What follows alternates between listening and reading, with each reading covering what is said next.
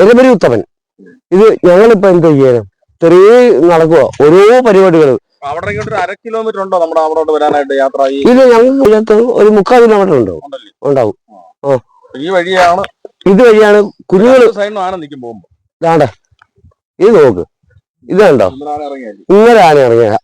അല്ല കുറച്ചായിട്ട് പറഞ്ഞാൽ അവര് പറഞ്ഞത് ഇത് അറിയോ, കാട്ടിൽ കയറുന്നത് ഒന്നും ചെയ്യരുത്. കാരണം അറിയോ, കാട് അവരം ഇല്ല. നമസ്കാരം, സുരേഷ് ക്ഷേത്രമാണ്. അപ്പോൾ നമ്മുടെ ഗ്രീൻ മീഡിയ വിഷൻ യാത്രകൾ വീണ്ടും ആരംഭിച്ചിരിക്കുകയാണ് ഒരു 10 ദിവസത്തെ ഇടവേളയ്ക്ക് ശേഷം. അപ്പോൾ നമ്മൾ ആക്സിഡന്റ് ആയിട്ട് കിടക്കുമായിരുന്നു, ഇത്തിരി പ്രശ്നമായി പോയി. അപ്പോൾ എന്റെ കൂടെ നിൽക്കുന്നത് ഉത്തമൻ ചേട്ടനാണ്. ഇതാണ് സന്യാസി കോൺ, അതായത് നമ്മുടെ അച്ചൻകോട് റൂട്ട് കറവൂര് കഴിഞ്ഞ സന്യാസി കോൺ കീഴയത്തെ ഉത്തമൻ ചേട്ടൻ. ഉത്തമൻ ചേട്ടൻ ചെറിയ പുള്ളിയല്ല കേട്ടോ. ഉത്തമൻ ചേട്ടൻ ഒരു നടനാണ്, അതായത് സീരിയലിലും സിനിമയിലൊക്കെ അഭിനയിക്കുന്ന ജൂനിയർ ആർട്ടിസ്റ്റ് കീഴയം ഉത്തമൻ എന്നാണ്.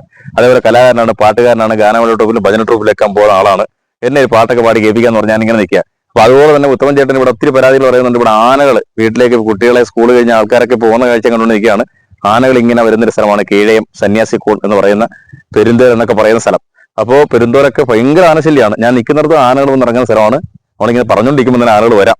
എന്തൊക്കെയാലും ഉത്തമൻ ചേട്ടൻ ഒരു പാട്ടൊക്കെ പാടി തരാമെന്ന് പറഞ്ഞു. അപ്പോൾ അദ്ദേഹം സിനിമയിലൊക്കെ നല്ല വേഷങ്ങളൊക്കെ ചെയ്യട്ടെ. അപ്പോൾ ജൂനിയർ ആർട്ടിസ്റ്റ് ആണ് കേട്ടോ. അപ്പോൾ നമുക്ക് കുറച്ച് ഉത്തമൻ ചേട്ടന്റെ പാട്ടും കേൾക്കാം, ഉത്തമൻ ചേട്ടന്റെ പാട്ടും കേൾക്കാം, അതുപോലെ ആനശല്യത്തെ കുറിച്ച് പറയുന്നതൊക്കെ കേൾക്കാം. അഴുതയിൽ മുങ്ങിയിട്ട് കല്ലുമെടുത്തുടൻ കല്ലിടാൻ കുന്നിൽ സ്ഥാപിക്കണം. അഴുതയിൽ മുങ്ങിയിട്ട് കല്ലുമെടുക്കണം, കല്ലിടാൻ കുന്നിൽ സ്ഥാപിക്കണം. നീലിമല കയറി മാമലയെത്തുമ്പോൾ, നീലിമല കയറി മാമലയെത്തുമ്പോൾ നിന്നുകൾ കണ്ടിടണേ അയ്യ, നിന്നുകൾ കണ്ടിടണേ. ഈ കാട് ഫുള്ള് തെളിക്കുക, തെളിച്ചിട്ട് ഫോറസ്റ്റുകാരോട് പറയുക ഞങ്ങളുടെ നാട്ടുകാർ മൊത്തത്തിയുണ്ട്, അവര് അനുഭവം തന്നാ മതി, ഞങ്ങൾ തെളിച്ചോളാം. ഞങ്ങളെ കുട്ടികൾ സ്കൂളിൽ പോകുന്ന വഴിയായത്. ഒരുപാട് സങ്കടമാണ് ഇപ്പൊ. പുലി ഇറങ്ങുന്നുണ്ട്. ഇന്നലെ വന്ന് പുലി, ഇന്നലെ വന്ന് പട്ടിയെ പിടിക്കാതെ പുലി വന്ന്. അറിയോ?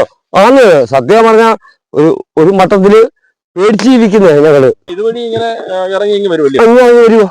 നമുക്ക് അങ്ങോട്ടും ഇങ്ങോട്ടും ഓടാനുള്ള ഒരു സ്പേസും കുറവാ. ഒന്ന് ആലോചിച്ച് പോലും എന്തോ കഷ്ടമാണ് അറിയോ. പാടത്തിനക്കരെ അക്കരെ പുലി വന്ന് ഇന്നലെ. പുലി അവിടെ വലിയ പട്ടിയെ പിടിച്ചോണ്ട് പോയത്. എന്നാ അയ്യോ, ഇത് ഇങ്ങോട്ട് നോക്കുമല്ലോ. ഇത് അതൊക്കെ നടവഴി പേടിയാ. പേടിച്ച് ഞങ്ങൾ ഇരിക്കാൻ പോലും. രാത്രിയിലൊക്കെ എങ്ങനെ പോകണം?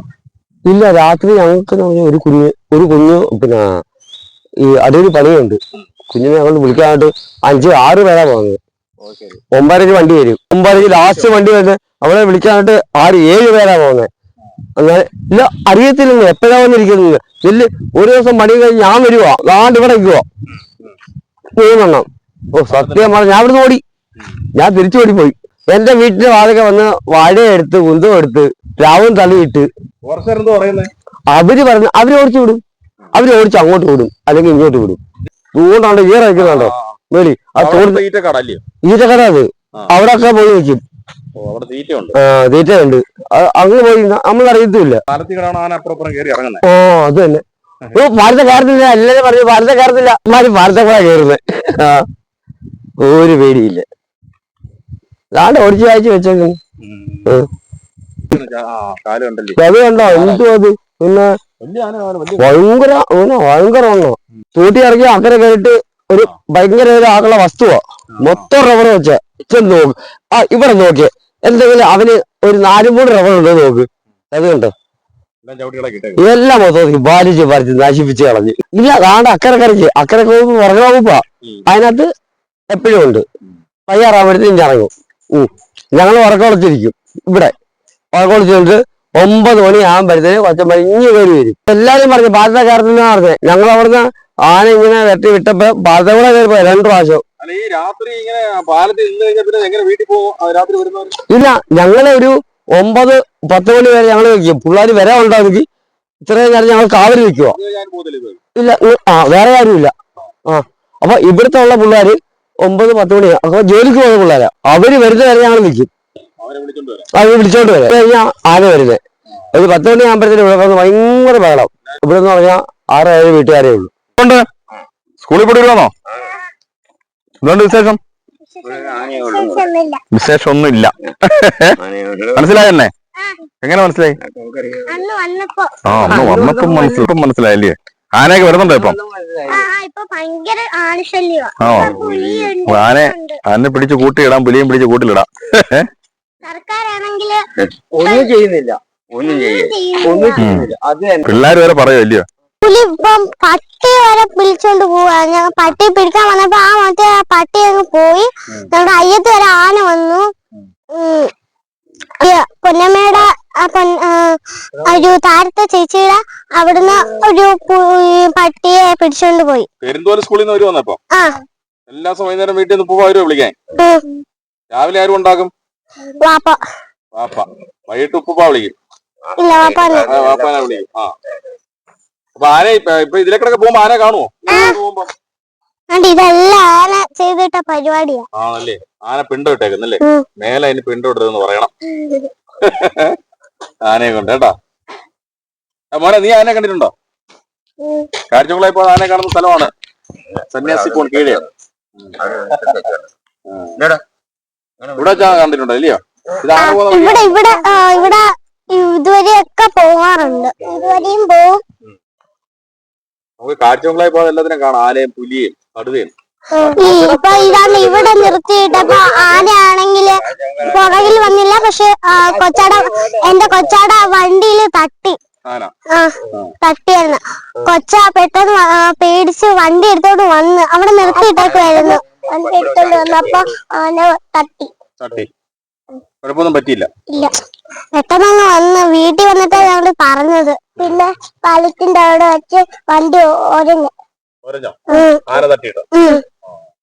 അവിടെ ഇതുവരെ എല്ലാം ഇറങ്ങി വരും.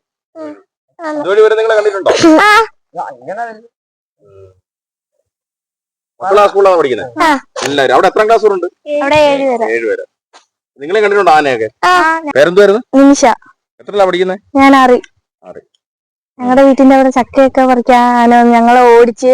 പിന്നെ അവിടെ പട്ടിയെ പിടിക്കാൻ പുലിയൊക്കെ വന്ന്. രാത്രി ഞങ്ങക്ക് വീട്ടിൽ നിന്ന് വെളിയിൽ ഇറങ്ങാനൊന്നും പറ്റത്തില്ല. സ്കൂളിൽ പോകുന്ന റിസ്ക് ആണ്. തന്നെ നടന്നു പോവില്ല? ഇല്ല, പോകത്തില്ല. ഇല്ല.